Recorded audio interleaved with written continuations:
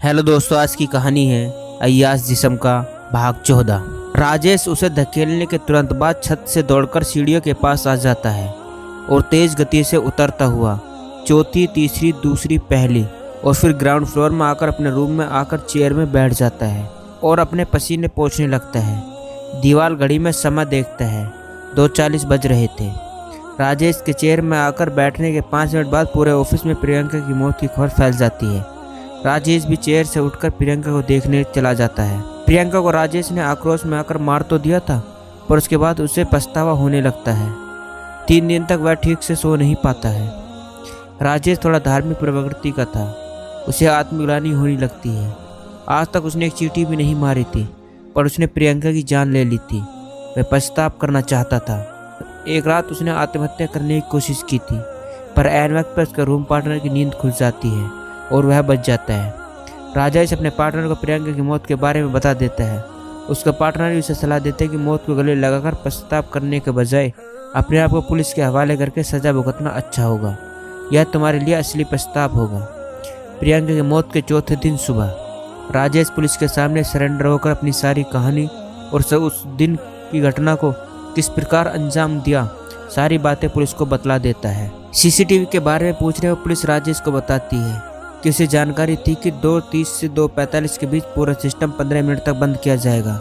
यह बात उसे सीसीटीवी कंट्रोल रूम का ऑपरेटर ने बताया था, इसलिए मैंने प्रियंका के साथ छत पर जाने का यह सही समय चुना था। पुलिस राजेश के बयान को दर्ज करके एफआईआर बनाकर उसे कोर्ट में प्रस्तुत करने की प्रक्रिया आरंभ कर देती है।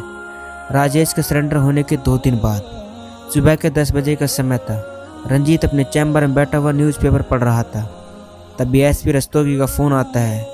रंजीत मुस्कुराते हुए कहता है, गुड मॉर्निंग एसपी साहब, कैसे हैं रंजीत जी? सब ठीक है? रंजीत कहता है, हाँ सर, सब ठीक है। सर, डीएनए रिपोर्ट आया? एसपी साहब, हाँ आ गया, इसलिए आपके पास फ़ोन किया है। यह बताने की डॉक्टर ने बताया कि प्रियंका के पेट में बढ़ रहा बच्चा तुम्हारा है। रंजीत कहता है, हाँ वो तो संभावना थी मुझे, पर सर जी रिपोर्ट में कौन है उस बच्चे का पिता? एसपी साहब, रिपोर्ट में तो राजेश वागले का है। आपके कहने पर मैंने डॉक्टर से पहले ही बात कर ली थी। रंजीत खुश होते हुए कहता है, वेरी गुड, ये आपने अच्छा किया।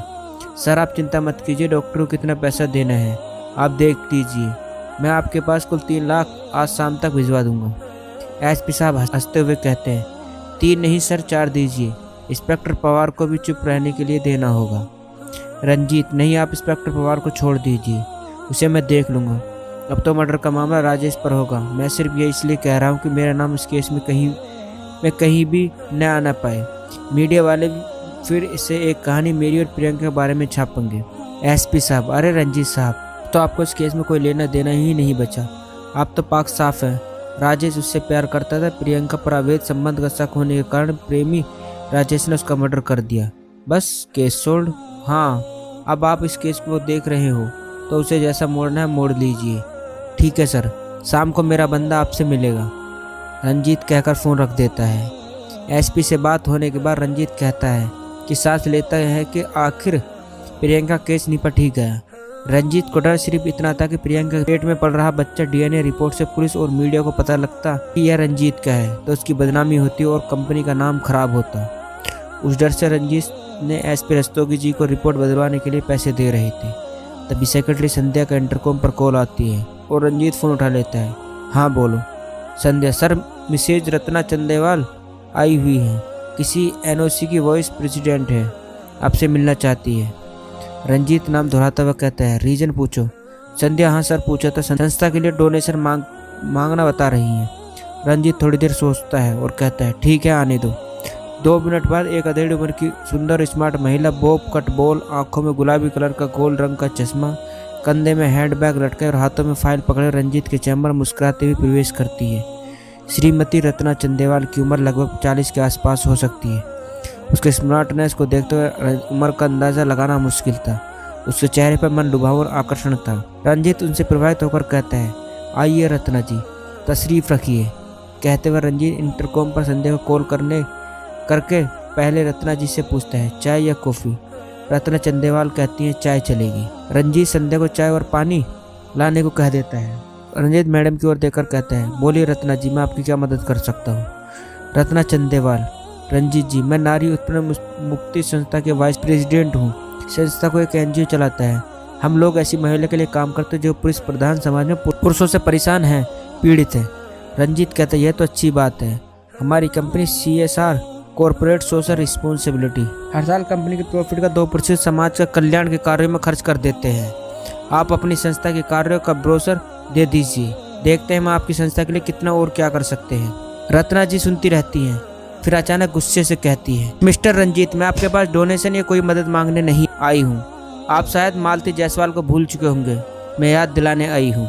रत्ना जी के मुंह से जैसे ही मालती नाम आता है, रंजीत की समझ में आ जाता है कि यह महिला मालती के समर्थन में आई हुई है। इसका मतलब मालती ने अपनी समस्या के समाधान के लिए एनजीओ की मदद ले रही है। रंजीत कहता है, अरे मैडम, मैं मालती मैडम को कैसे भूल सकता हूँ। मेरी बहन वर्णिता और भाई अजीत के ट्यूशन टीचर है, बहुत अच्छी पढ़ाती है। रत्ना गुस्से में, बस इतना ही कि कुछ और भी याद है। रंजीत शांत भाव से कहते हैं, हाँ, मुझे लाइन मारती थी, मुझे रिझाने की कोशिश करती थी। मालती मेरे पीछे लगी हुई थी, अपने जाल में फंसाकर मुझसे शादी करना चाहती थी, क्योंकि मैं लोखंडे एंटरप्राइजेस का मालिक हूँ। पर मैंने इसके इरादे को भांप लिया था, इसलिए मैंने ट्यूशन भी छुड़वा दिया। मैम, आप तो जानती हो मेरे स्टेटस को देखते हुए हर लड़की मेरा हो जाना चाहती है। मैं मालती की खूब इज्जत करता था।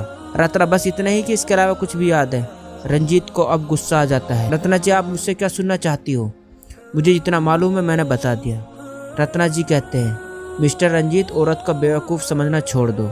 औरत कोई वस्तु नहीं, उसे जब चाहे यूज़ किया और काम निकल जाने के बाद साइड से कर दिया। मालती ने मुझे तुम दोनों की प्रेम कहानी की हर बातें खुलकर बताई, कैसे तुमने अपने प्रेम जाल बिछाया और प्यार का नाटक, झूठे वादे और शादी का झांसा देकर मालती को अपने हमबिस्तर बनाया।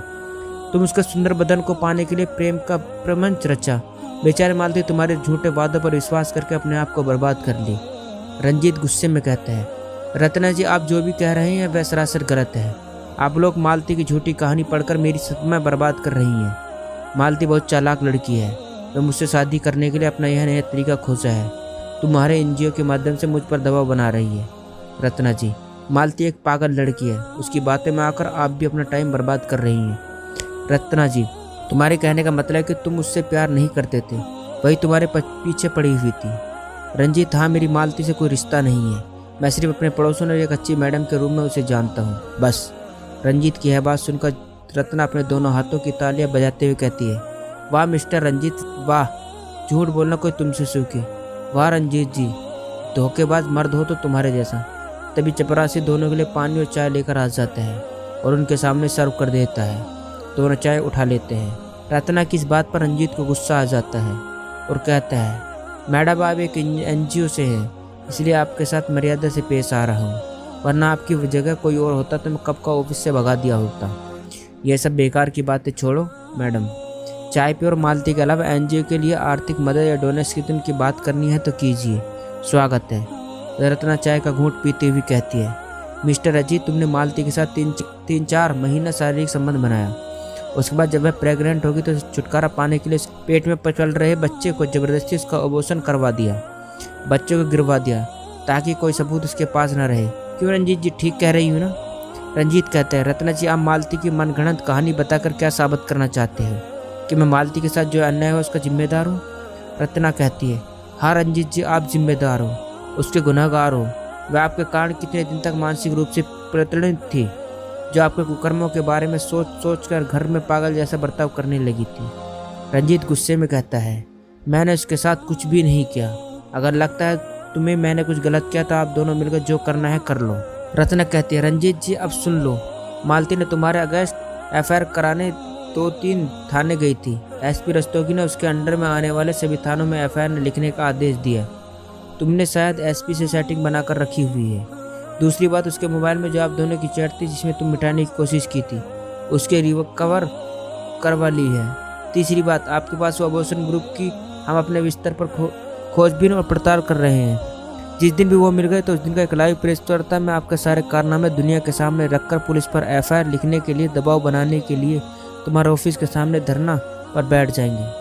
मिस्टर रंजीत एक कुंवारी लड़की के साथ झूठे वादे करके लगातार 4 महीने उसका बलात्कार किया और प्रेग्नेंट के बाद उसकी इच्छा के विरुद्ध इलीगल तरीके से अबॉर्शन कराया, जो कानून की दृष्टि से एक अपराध है और एक अपराध आपने किया है। रंजीत रत्ना के गुस्से के तेवर को देख रहा था।